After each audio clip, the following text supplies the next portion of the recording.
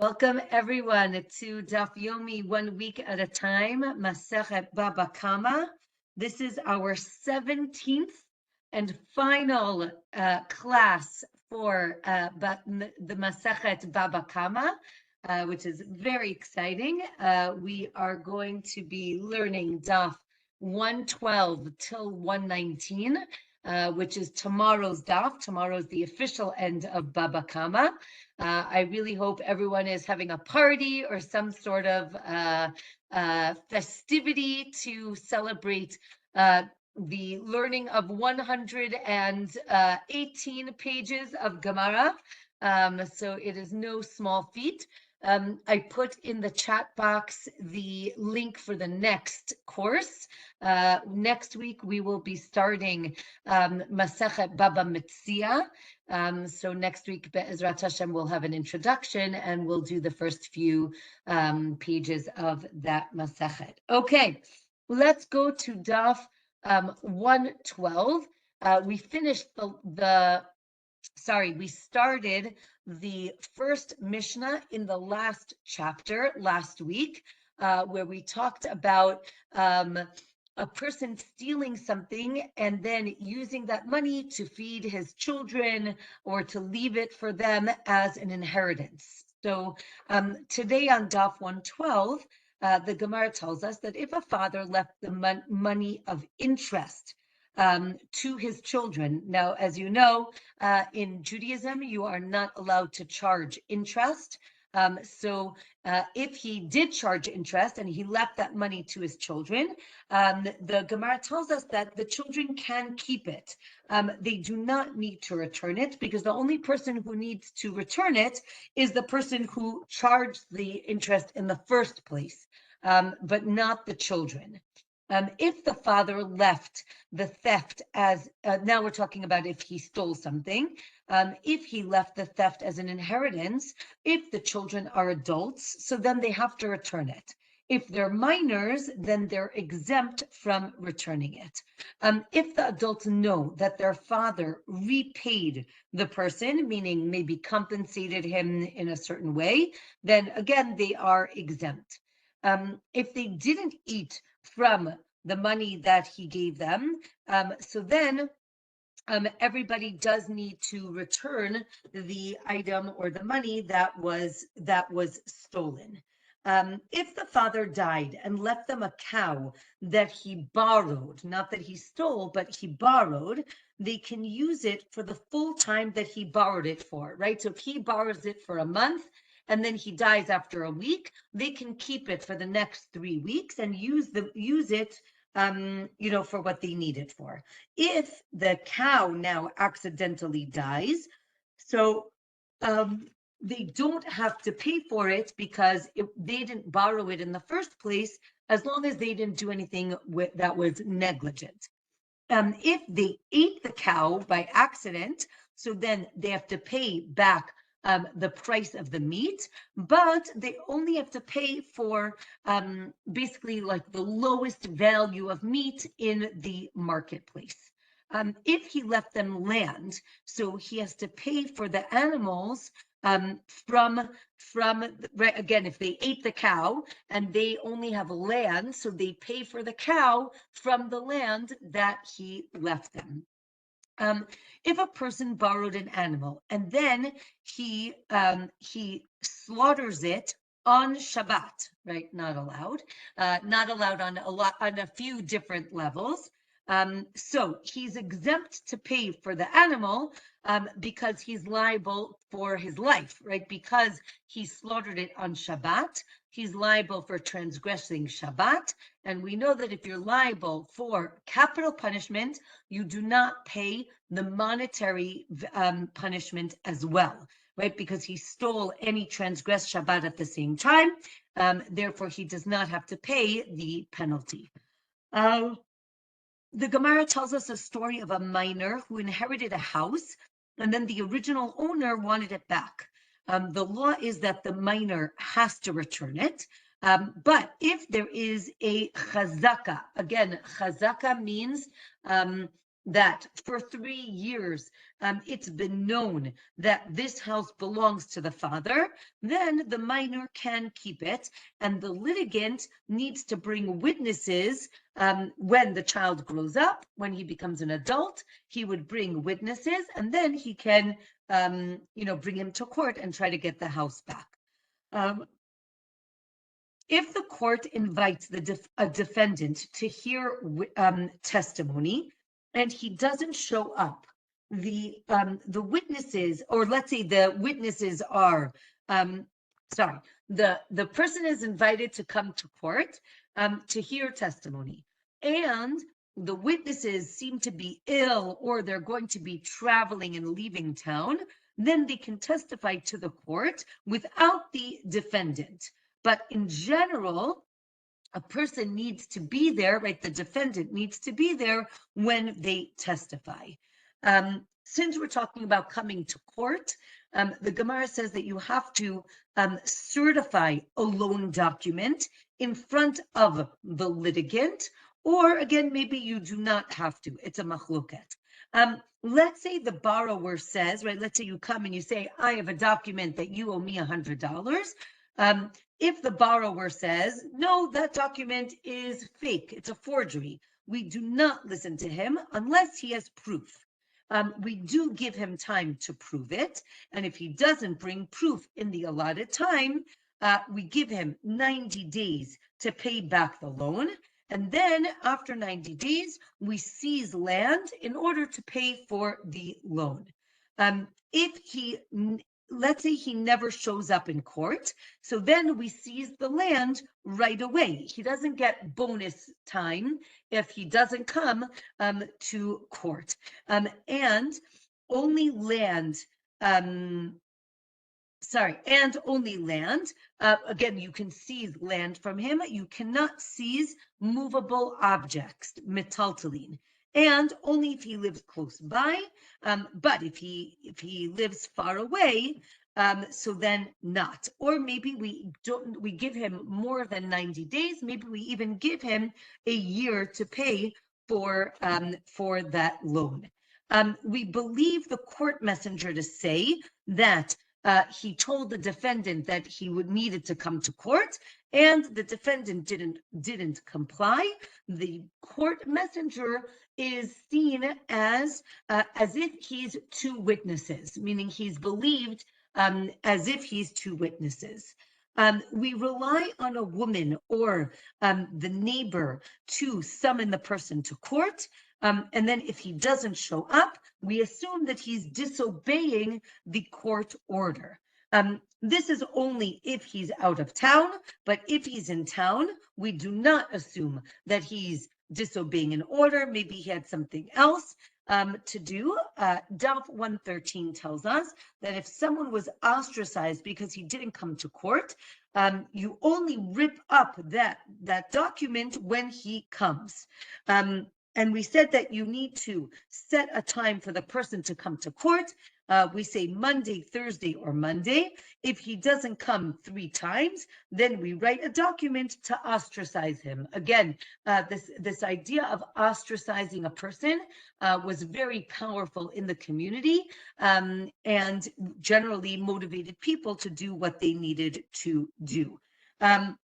The Gemara, however, tells us that there are certain times in the year where we know that people are busy, and therefore, if it's those times of the year, if he doesn't come, we do not ostracize him because maybe he is busy, right? So we all know in Nisan before Pesach or in Tishrei when it's the Chagim, people are very busy.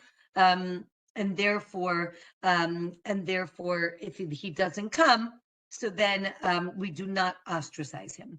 Of course, if it's before any other Chagim as well, we do not ostracize him. Okay, next Mishnah. You don't take change from the box of the tax collector because we suspect the tax collector of stealing. We're going to discuss what that means. And you don't take charity from him either because, again, we don't trust where the money came from. But you can take from that person personally, like from his wallet, it's okay. but from the tax, I don't know, box, you cannot take it. So now the Gemara explains that if, let's say, you're paying your taxes and you owe $50 in tax, you give him $100, you are allowed to get $50 back as change. That's okay. Oh, so now the Gemara talks about this idea of taxes. So there's a very important concept in the Gemara. In Aramaic, the principle is called Dina de Malchuta Dina, which basically means the din, right? The law of the Malchut, of the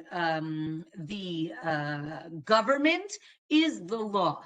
What does that mean? That if you live in a country where there are laws like paying taxes, you need to pay taxes, right? There's no such thing as saying, oh, we're Jewish, we don't have to pay the taxes. That's not how it works, right? Meaning one must follow the laws of the country that one lives in.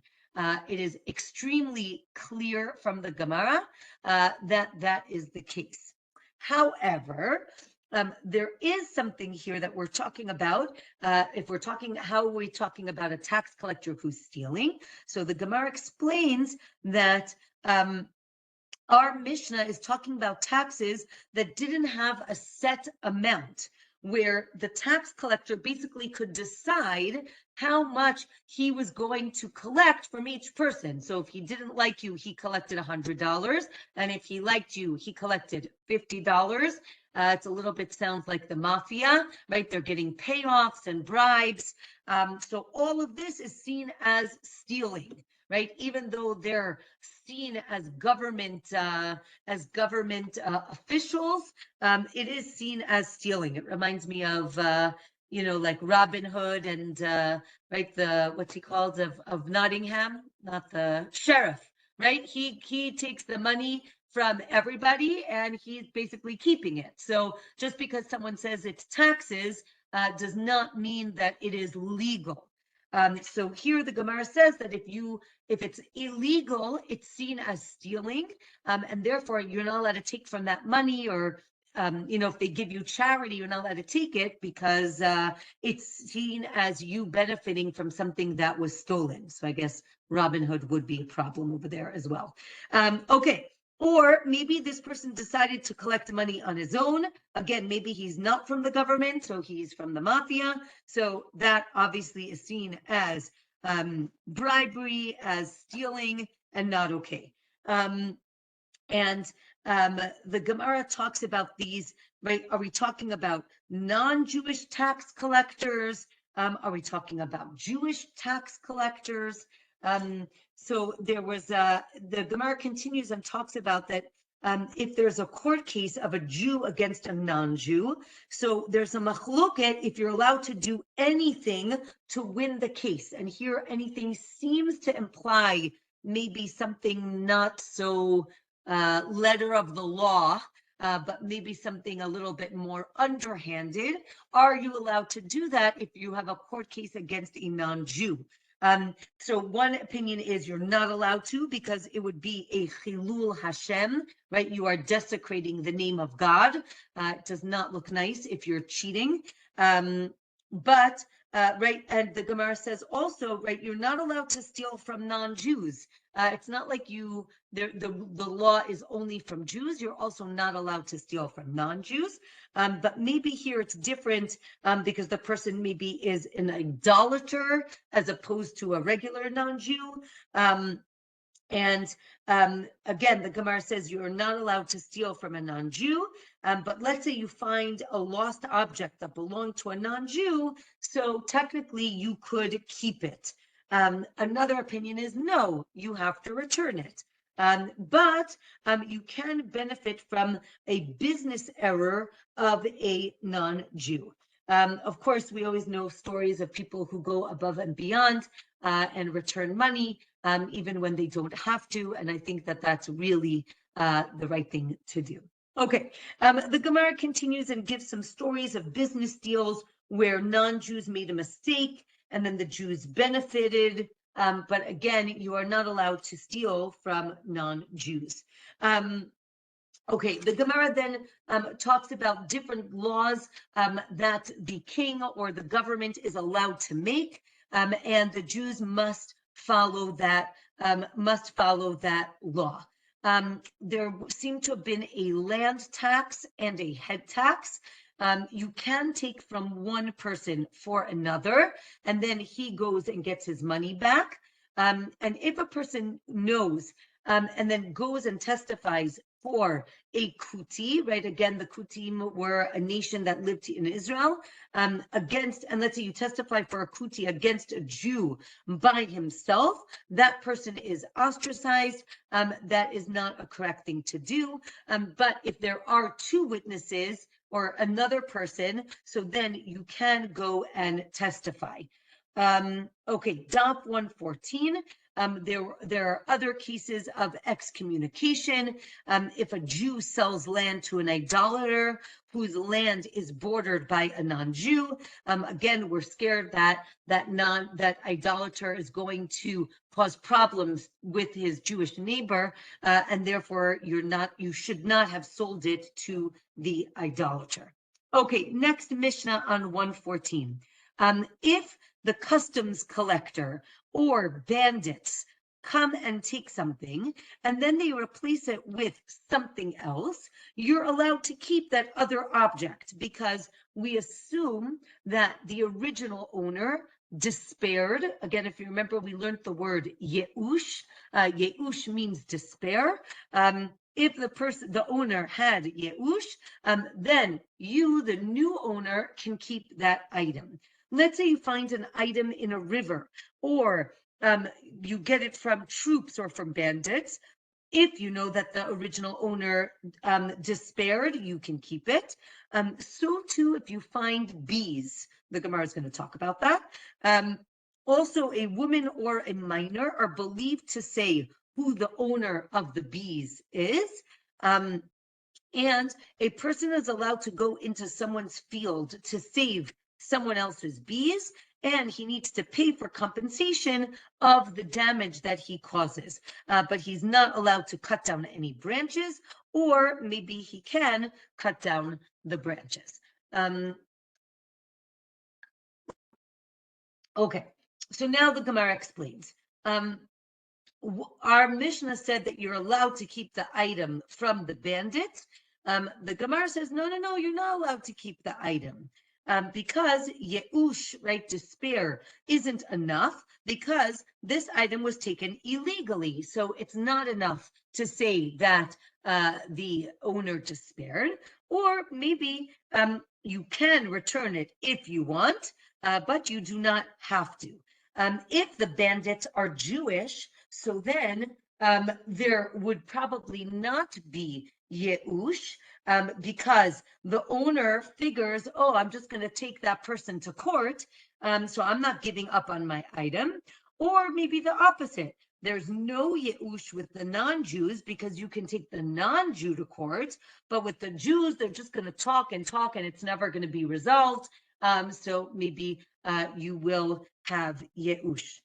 Okay, so now we say that because there was yeush, and now the thief's thoughts can make his item that he has susceptible to impurity. So here we're talking about when does the thief actually acquire the item. So as long as there's yeush, so then he acquires the item. Okay. Next, the Gemara concludes that if a person despairs with a robber or a thief, so then the item does become his. Why did we discuss bees? Bees are really only owned rabbinically, dirabanan, rabbinically, because we know that bees can fly away. So you really can't ever own them, and therefore you only own them rabbinically. Still, if the owner didn't have yeush, so then the finder cannot keep him keep them, he has to return them, right? Again, because it's rabbinic, we accept the word of a woman or a minor who say that they belong to a certain person, and therefore they are believed. Okay, also it's a stipulation of the court that a person can cause damage to save someone else's things, and then he's going to get compensated. And we'll see more about that a little bit later. Okay, the next Mishnah. If a person, let's say Reuven, recognizes his things in Shimon's house, right? He goes over to Shimon's house and he's like, wait a minute, that's my coffee table. How do you have my coffee table? And people know that Reuven was robbed, right? Last week, Reuven says, oh my God, I can't believe it. My coffee table was stolen. So then Reuven can go and take his things. He does. So now 1 second. Here, the assumption is Reuven is not the thief, right? Reuven says, I don't know what you're talking about. I went to Levi. He said he has a very nice coffee table and I bought it from him. So now when Reuven takes the coffee table from Shimon, so now Reuven needs to pay the amount that Shimon paid for the coffee table, right? Meaning he has to reimburse him for the money that he spent. We're going to talk more about it in the Gemara. But if there's no report of a robbery, so we do not believe Reuven. Maybe he sold it to Levi last week and now he regrets that he sold it. And now he says, oh, no, must be that somebody stole it. We don't believe him if there's no rumor of robbery. Okay, so now the Gemara says, well, maybe this guy spread a rumor about the robbery because he regrets the sale. So we say, no, it has to be that he woke up in the middle of the night and he was screaming, or that he saw a tunnel in his house, or people saw that there was some sort of evidence of a robbery, and that's why we believe him. If the person burrowed into the house, this in the Gemara is called Bava Kama. We're going to learn about it in the next Masechet. But this is a very famous discussion in the Gemara, because if a person steals it, right, the person sneaks into another person's house to steal something, not only are they stealing something, but they're actually taking their life into their own hands. Because we know that, right, if you wake up in the middle of the night and you see somebody, who knows what you might be thinking, and you would not be liable if you killed that person because you don't know what they're doing there. So if that person burrowed into the house, because he put his own life in danger, he actually acquires the item. And if they were just in the house, so then he doesn't acquire the item. What Daf 115, all of this is for a person who would sell his possessions. But if this was, in the person's, house for 100 years and he would never sell it, so then as long as there's some sort of rumor of robbery, we believe him.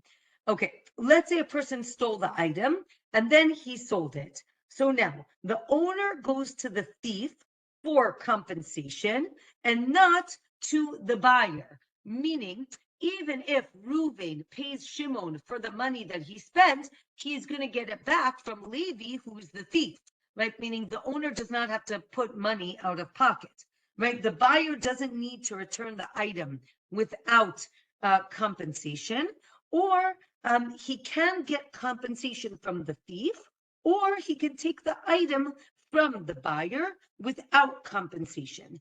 The Gemara says, no, it's not a machloket. If there was no yeush, so then you can take the item from the buyer even without compensation, right? Because you've been looking for your item in the whole village and now you finally found it.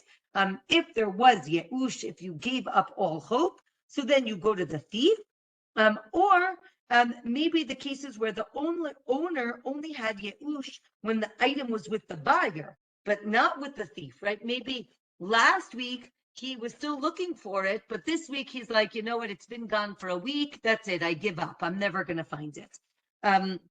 So there's a machloket if there is a change in domain, and only afterwards there is despair.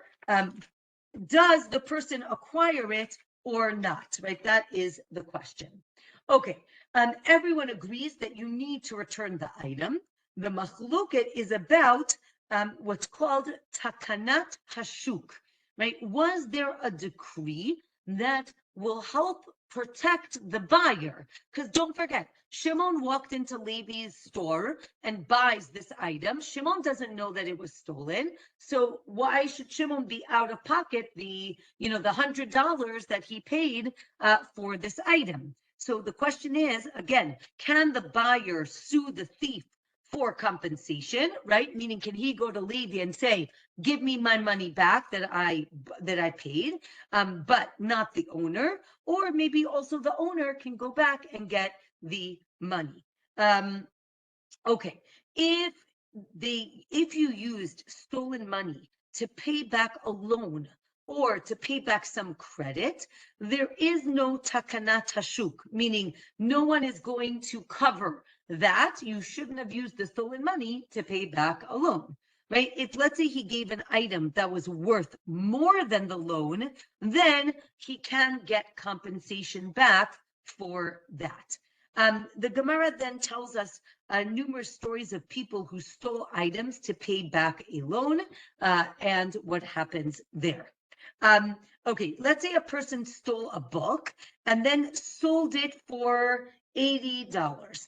Then he resold it for $120. So now it's a machloket how much the owner pays the second buyer to get his book back. Right? Again, the second buyer paid 120, but the first buyer only sold it for 80. So does he pay back 80 or 120?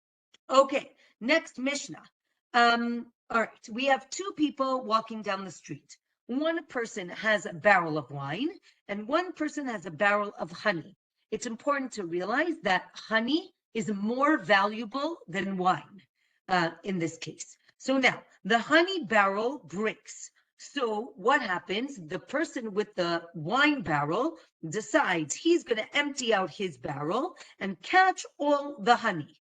Now, if he does this, so he gets paid for his labor, for the time and effort that he put in, and for the barrel that now he's going to give the honey guy, but he does not get compensated for his wine because he chose to do this on his own, right? Nobody told him to spill out the wine. If you choose to do it, you're going to get minimally compensated, but not full, right? Not maximally compensated. However, if the honey guy agrees to pay the wine guy before he spills it out, so then he's liable to pay, right? He says, listen, I'm going to save your honey. I need you to pay me whatever it is. And he says, yes, hurry up. Yes, quickly. So then it works. Next case in the Mishnah is a river sweeps away again, there are two people walking down the side of a river. A wave comes, I don't think it's called a wave, but the current comes and sweeps away both their donkeys. Now, the friend's donkey is worth more than his own donkey.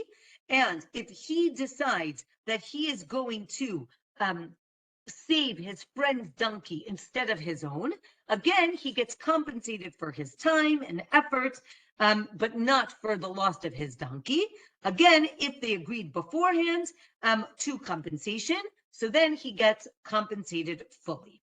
Okay, so now the Gemara is going to explain, right? If something is about to be lost, it's seen as ownerless, right? The honey is now about to spill all over the place. Therefore, maybe the wine guy can put the honey in his barrel and be like, oh, look what I just got. I just got a barrel of honey, right? Maybe he can keep it. So we say, no. The barrel of honey was actually tied together. So it's only like dripping out. It's not like it's pouring out or gushing out. If that would have been the case, right? Let's say the honey fell on the floor. That would be called hefker, ownerless. but it's like dripping out slowly, so it's not seen as ownerless.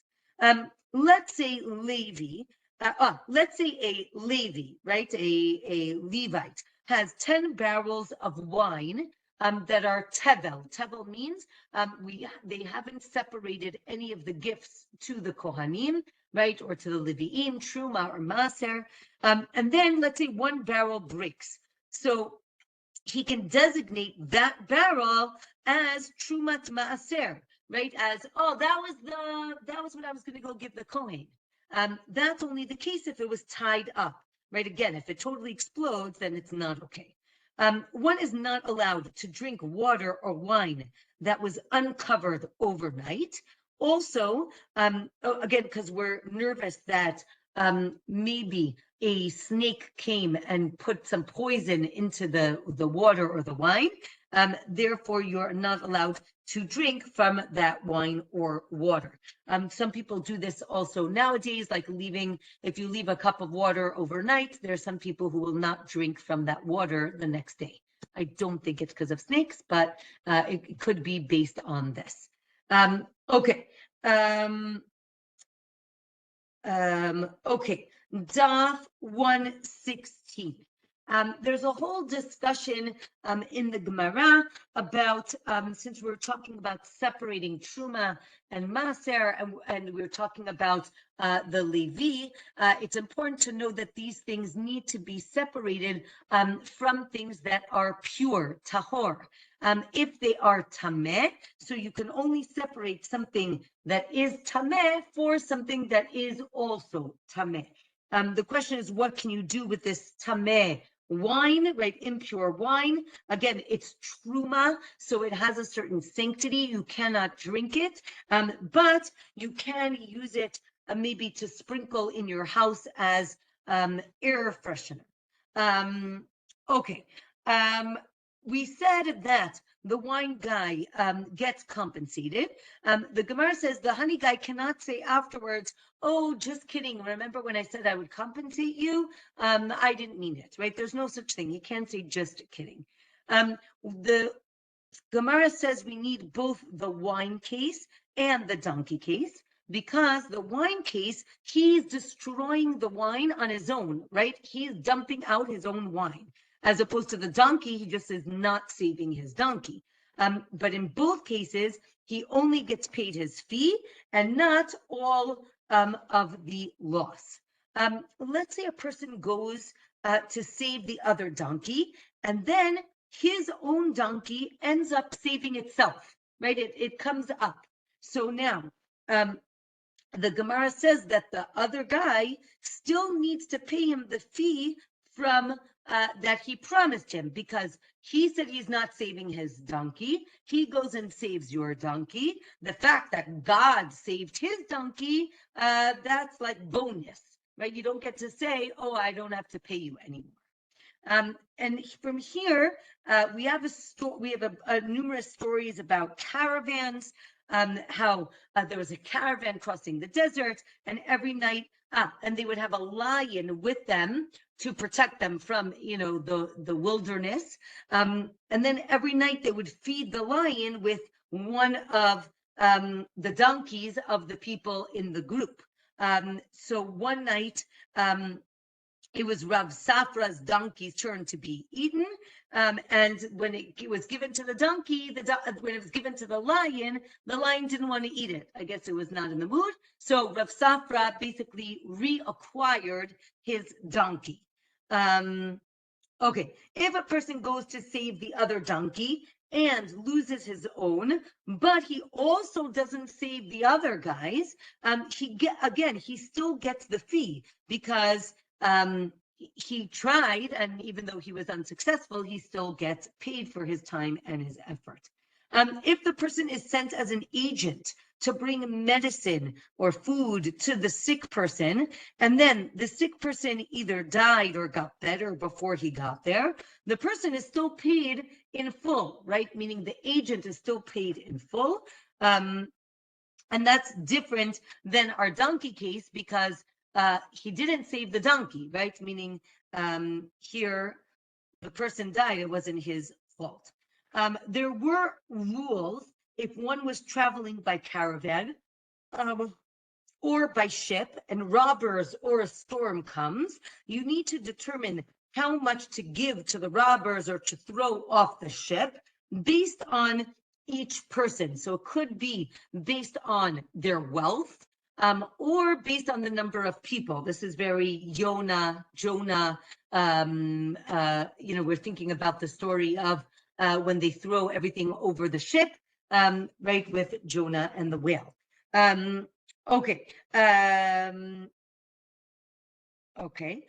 If a person lost their donkey or their ship through negligence, so then they are not compensated. But if they're in like a caravan and they lose their donkey or their ship ship if they're on the water, they are compensated for that loss. Let's say a caravan was plundered by troops, and one person goes off to rescue everything. So then he brings it back and everybody divides everything that he brings back. If the person says, I'm going to rescue it all for me, then he gets to keep everything that he rescues. The case is that everyone in the caravan are actually partners, and when he says, I'm going to get everything for me, he's basically dissolving the partnership. He can take it all, and if not, if he doesn't dissolve the partnership, he needs to share everything with everybody else. Or maybe the case was that he was a hired worker, and he is allowed to quit whenever he wants. And if he puts his life in danger to go and risk the property, he is allowed to do that and save and keep it all for himself. Okay, next Mishnah. A person steals a field from another person, and then it's confiscated by the government. So if they take other people's fields as well, the robber can say, so sorry, I wanted to return it to you, but it's not here anymore. And he does not have to pay for it. But if it was taken because of the robber, so then the robber has to reimburse the person for his field.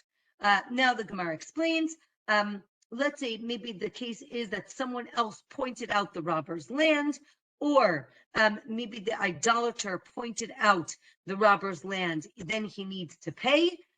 This is seen as compensation, right? Mammon, paying back for damage, or paying back.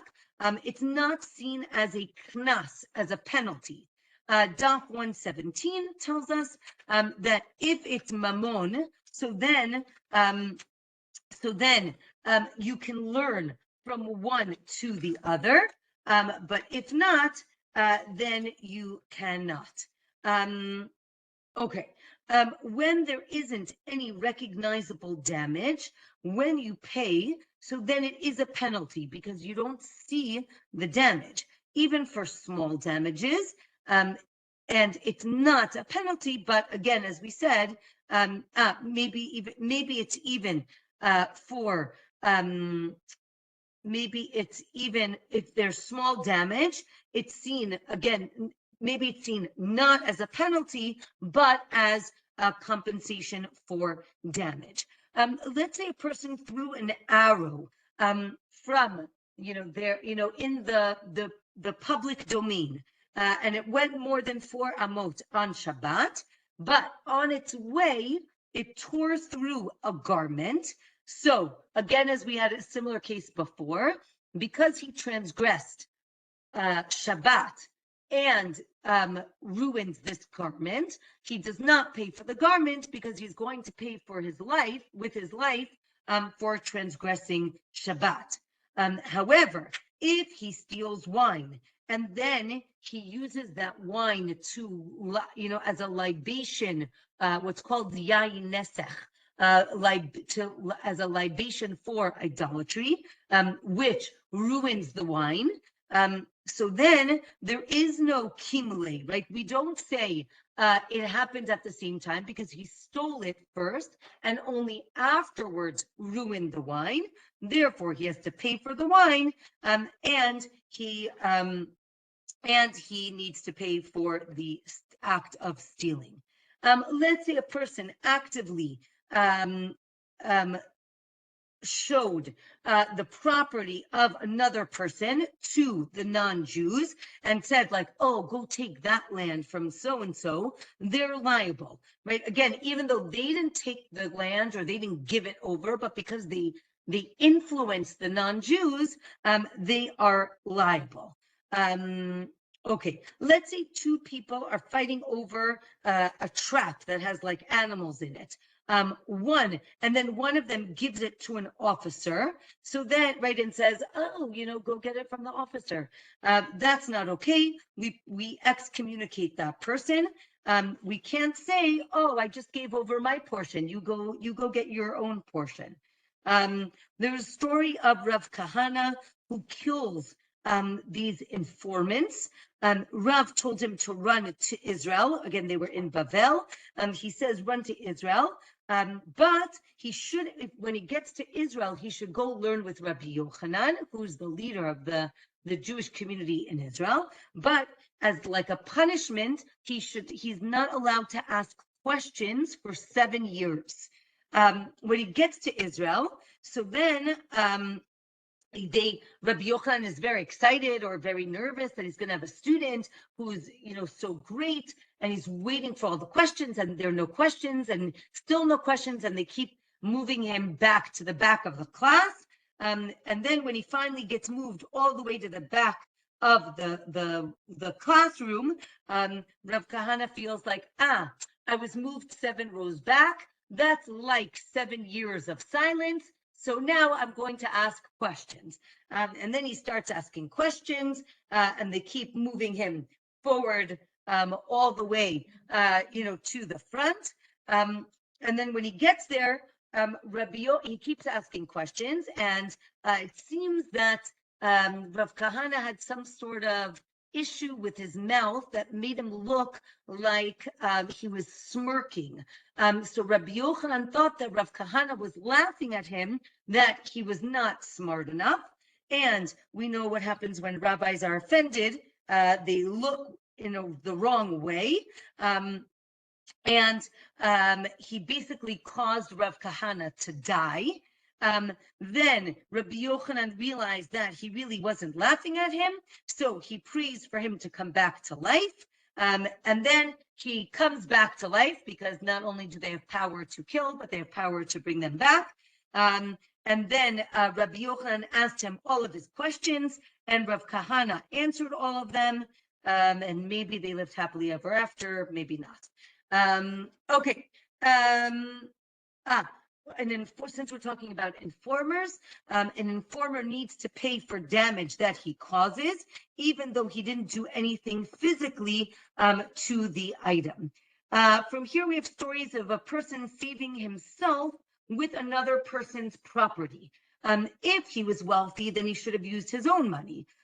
If they came because remember he said the person says to the non-Jews, oh, take his field, right? So if they take the field because of something that he did, right, or something that it wasn't his fault, so then he is exempt.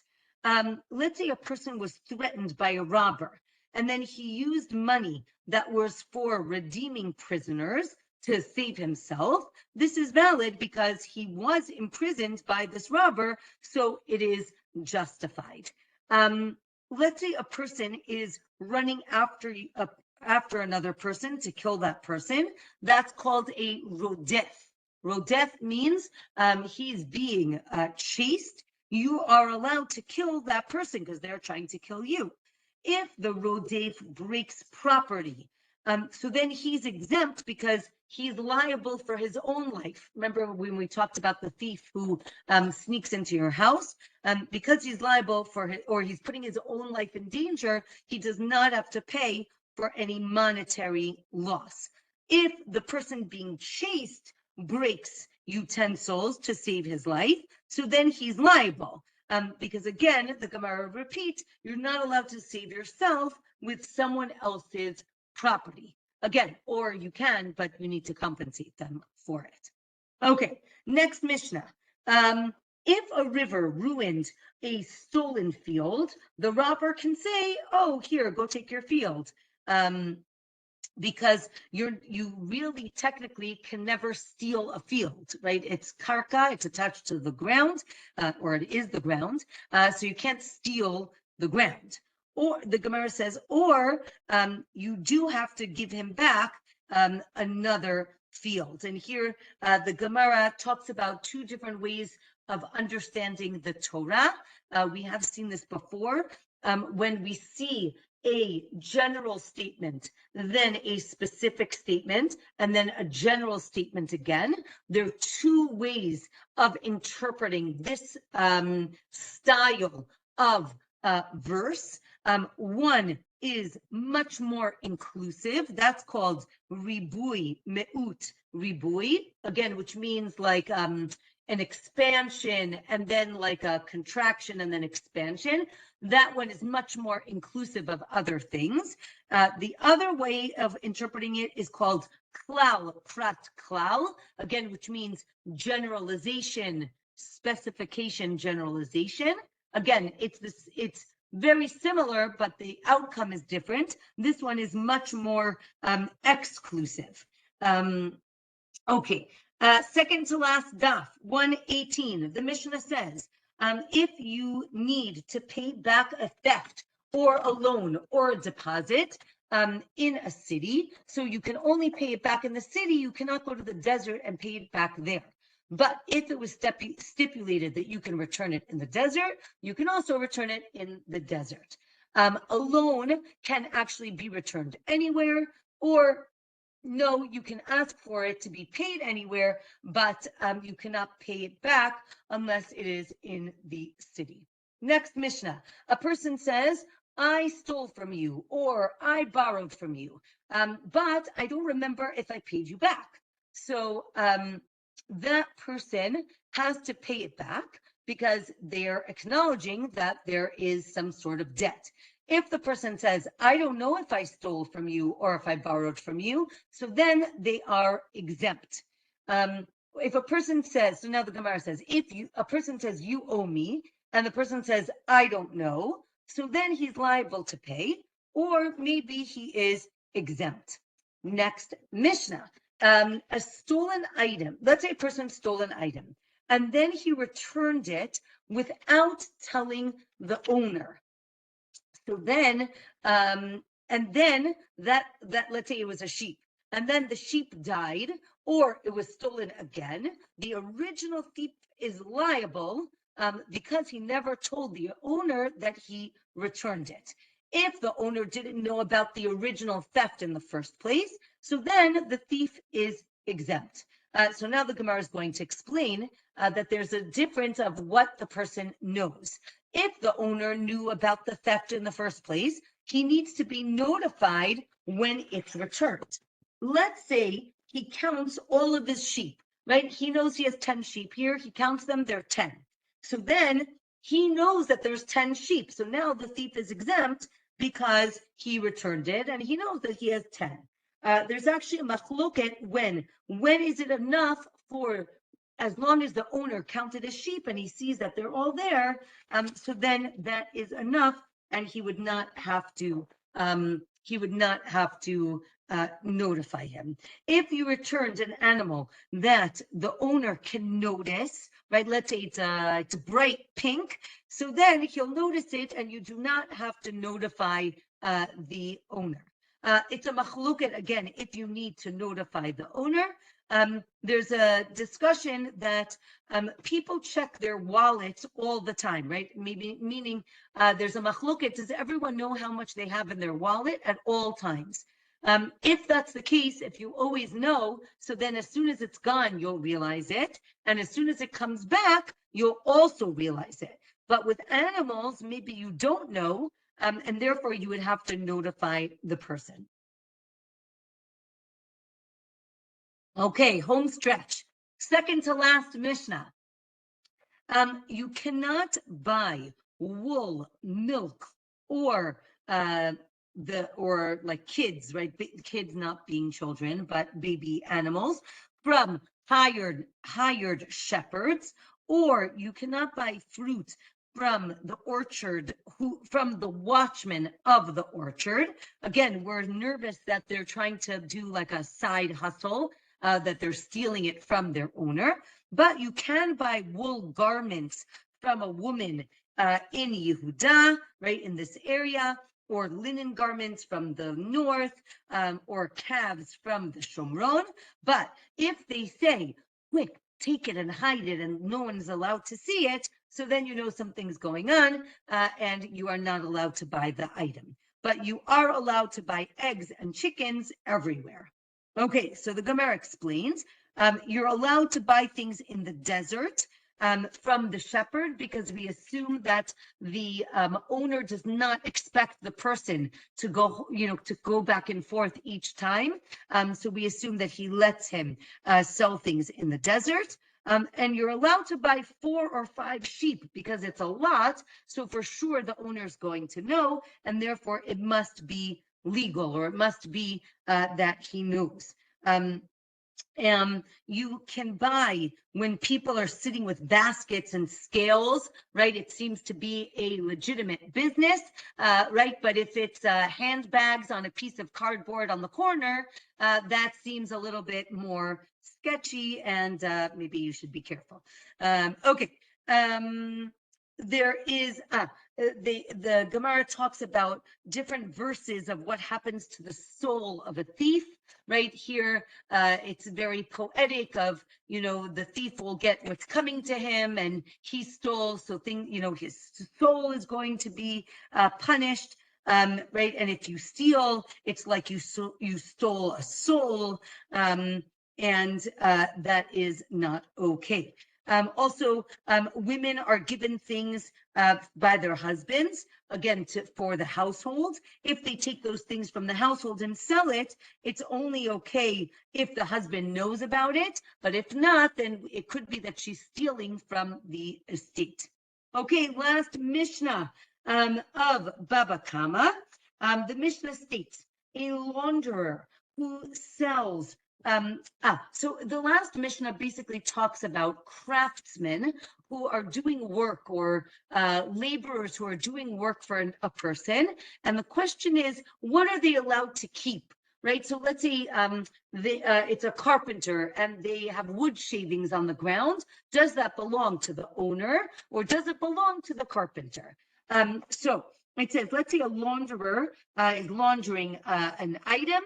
So he can keep the shreds of the wool that come out. He can also keep 3 threads, up to 3 threads that come loose. But if it's more threads, so then it is the owner's. It's very important to recognize that in the time of the Mishnah and the Gemara, people are very poor, which means that every thread counts, right? Every little piece of wool counts.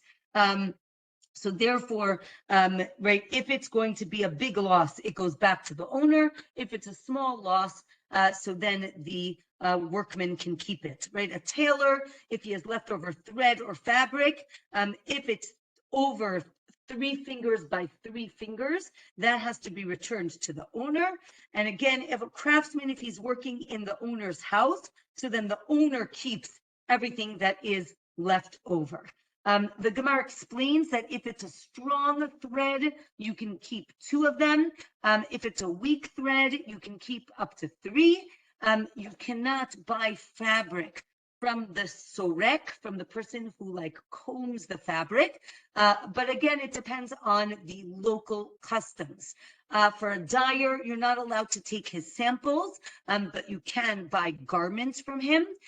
If a tailor left thread the length of a needle, so then that belongs to the owner, or maybe it could be up to double the size of the needle.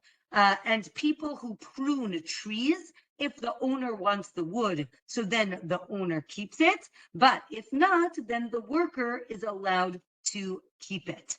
Hadran alach Masechet Bava Kama. I think it is important to think about this Masechet as a whole. We started with discussing different types of damagers and damages, and how one needs to compensate those that have been damaged. We did end this Masechet with theft and robbery, and compensation for that as well. So it is interesting to think about, now that we're in the world of, I guess we can call it torts or legal cases.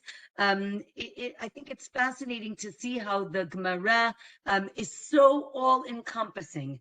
Right, we want to make sure that everyone is compensated for any loss that they are due, and I think that it's a very important lesson, right? That definitely at the end of the Masechet, seeing how even the smallest item is something that has value. I think that's a big lesson for us nowadays, where unfortunately we have a plethora of material things. And maybe this is a lesson for all of us to cherish those items, and recognize their value, maybe not the monetary value, but maybe the sentimental value. If you want to share some thoughts on the Masechet or any questions, I think I'll end the recording here. So just wishing everyone, first of all, a Shabbat Shalom. It should be a great Shabbat, and Mazal Tov on finishing Masechet Bava Kama, and looking forward to seeing everyone at the next Masechet. So looking forward to that. Okay.